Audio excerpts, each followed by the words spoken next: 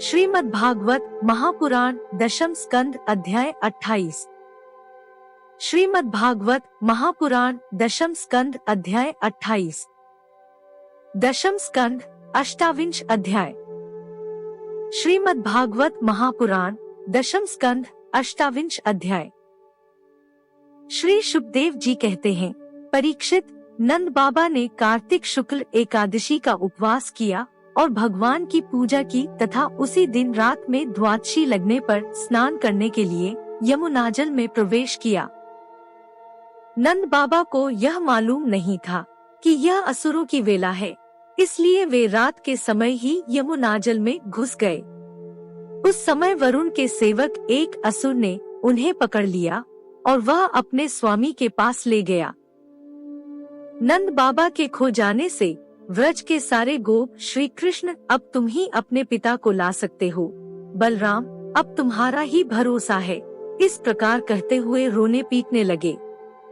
भगवान श्री कृष्ण सर्वशक्तिमान हैं एवं सदा से ही अपने भक्तों का भय भगाते आए हैं। जब उन्होंने व्रजवासियों का रोना पीटना सुना और यह जाना कि पिताजी को वरुण का कोई सेवक ले गया है, तब वे वरुण जी के पास गए।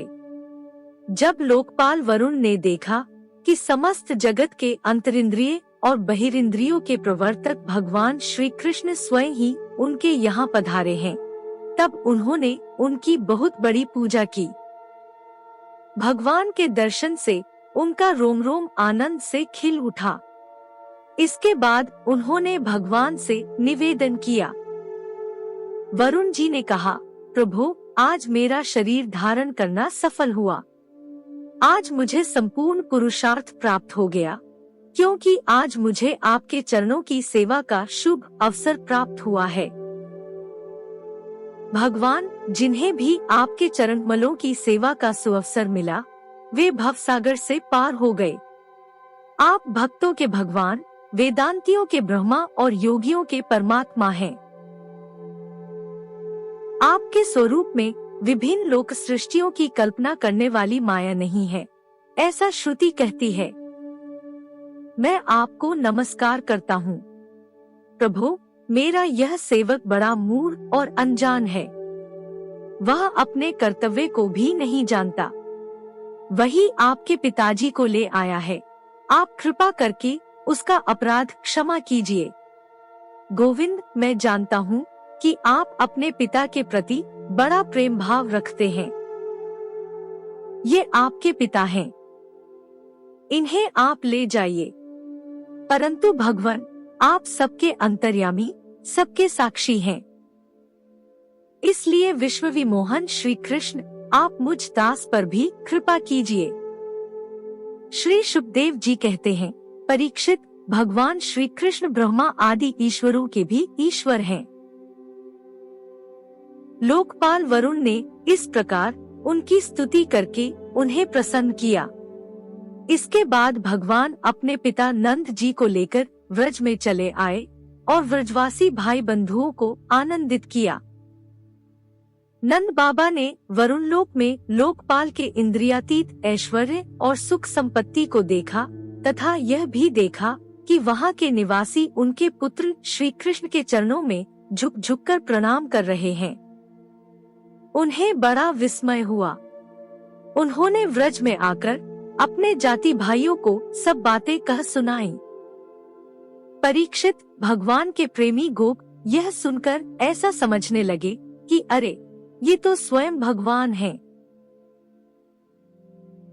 तब उन्होंने मन ही मन बड़ी उत्सुकता से विचार किया कि क्या कभी जगदीश्वर भगवान श्री कृष्ण हम लोगों को भी अपना वह मायातीत स्वधाम, जहाँ केवल इनके प्रेमी भक्त ही जा सकते हैं, दिखलाएंगे।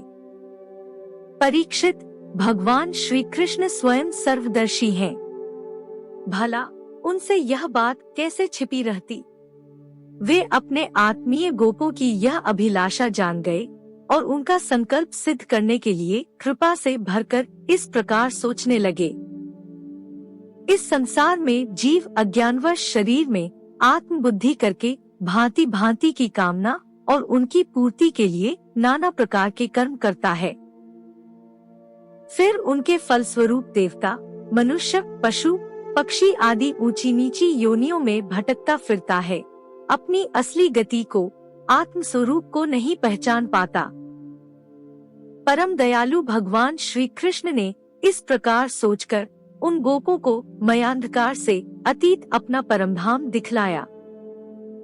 भगवान ने पहले उनको उस ब्रह्मा का साक्षात्कार करवाया जिसका स्वरूप सत्य, ज्ञान, अनंत, सनातन और ज्योतिय स्वरूप है तथा समाधिनिष्ठ गुणातीत पुरुष ही जिसे देख पाते हैं। जिस जलाशय में अक्रूर को भगवान ने अपना स्वरूप दिखलाया था, उसी ब्रह्म स्वरूप ब्रह्महृद में डुबकी लगाई।